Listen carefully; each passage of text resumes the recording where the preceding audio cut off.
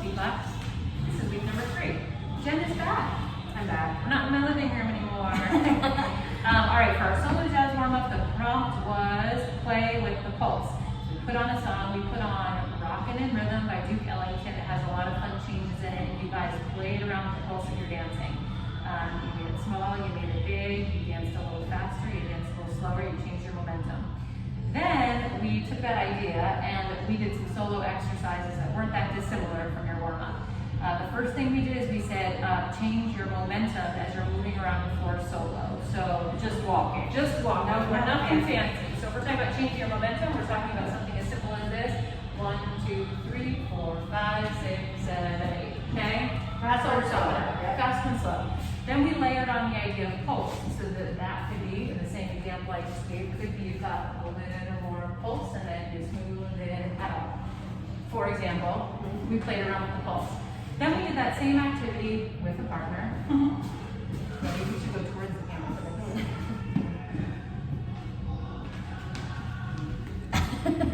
this. Scary. All right, you can walk all around the room, changing up our momentum with our partner, changing up our pulse. One of the things we talked about as we were doing the solo exercise that really came into play when we were doing it with a partner is this idea that Steph always talks about, with this idea of a whoosh. Whenever you're moving forward, you're moving with your body first and then your footsteps underneath you. So thinking about moving with your body everywhere you are going doesn't mean you take big steps, but making sure you're leading with that first. Also, your weight being very much forward. So leads, if the weight is not forward, you're not leading with your body, your follow is not going to know what you're doing. Same thing with the follows though. If your weight is not forward and you're not able to move with your body, it's going to be very hard to move you around the floor.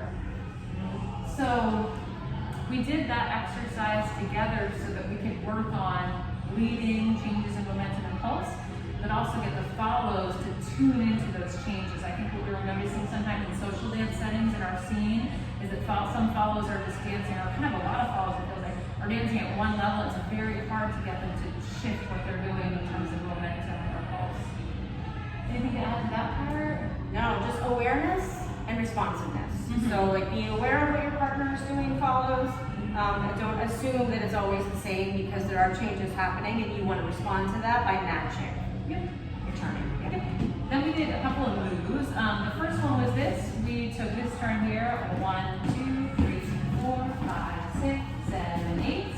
So an 8-count turn, and we made it into 6 counts. 1, 2, 3, 4, 5, 6. To set up this move, just the 8-count version, we talked about a couple different things. This wasn't really the purpose of the class, but just so you can, be thinking about it. One is leads. We're setting up a rotation for the follows, but we also want them to move towards us, move this way. So as leads, we're setting up a rotational rock step and a rotational in, but I'm also moving my own body down the line so that Jen's getting both of those things.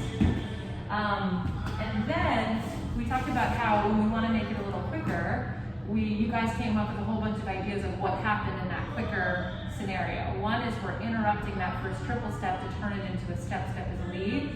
Folks also said you change the count, you change the pulse, you change the momentum, and so sure, we did all of those things, right? So the quicker one, boom, ba, da, da, just moving on.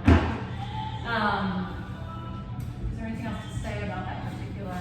Then we just danced it out and to a song, and so that you could vary up those two things. Any notes on that? No, not for that one. Then we widened it out to other moves.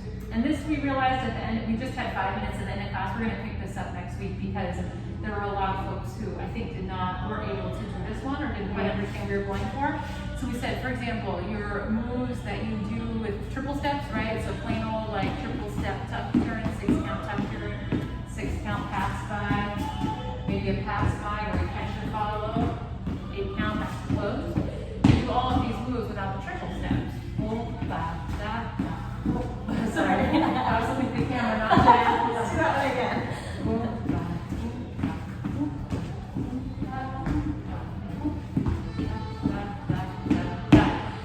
So just changing the momentum of those movements, leads interrupting those triple steps to make them smoother, a little quicker, changing up how we dance. It's really fun for Soul Night, which you guys are doing out there right now. We need to talk more about this next week, so I think we're just going to pause there. That's the idea, and then we'll talk more. Yeah. Good job, you guys. Good job, everybody. Next week.